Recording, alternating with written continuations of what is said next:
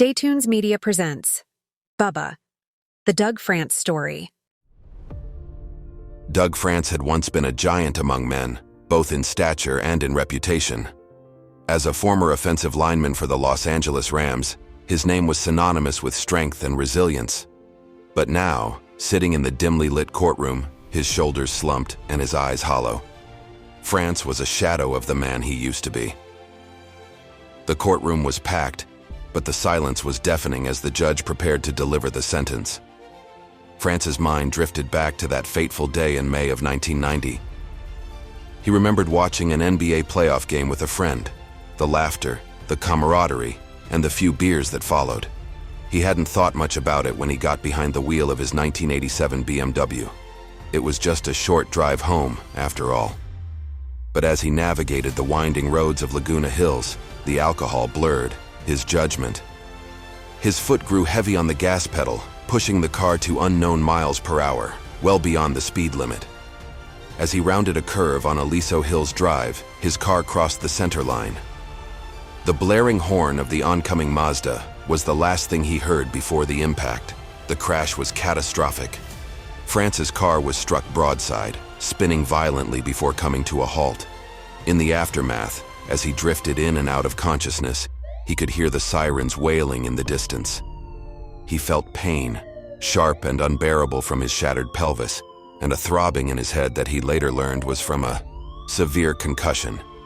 But it wasn't the physical pain that haunted him the most. When he woke up in the hospital, France was told about Maria Concepcion Contreras, the driver of the other car, had died at the scene. She was a young woman with a family. The weight of that knowledge was crushing. France had not known her, but as it turned out, she was his neighbor in his townhouse complex. The irony was bitter as they lived so close, yet it took a tragic accident for their paths to cross. In the days that followed, France's life unraveled.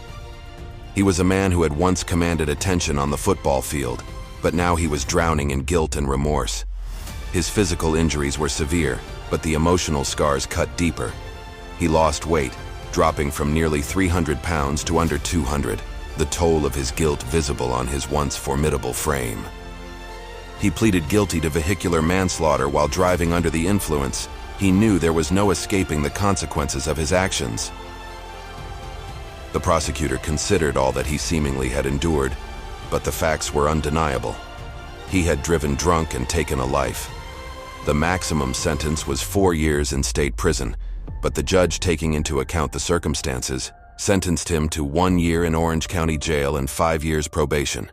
France was scheduled to start serving his sentence in September, but due to jail overcrowding, there was a chance he might avoid jail time altogether, entering a work furlough program instead. It was a small mercy, perhaps, but it did little to ease the burden he carried. As the gavel came down, the sentence was final. France felt the weight of his guilt and the loss of a life that could never be restored. He knew that no punishment, no matter how severe, could atone for what he had done. The courtroom emptied around him, but he remained seated, alone with his thoughts, haunted by the memory of the woman whose life he had taken and the man he had once been.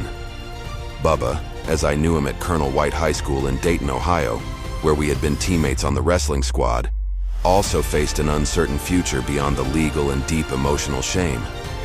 He was also suffering from the possible effects of chronic traumatic encephalopathy, CTE, a brain condition thought to be linked to repeated head injuries and blows to the head.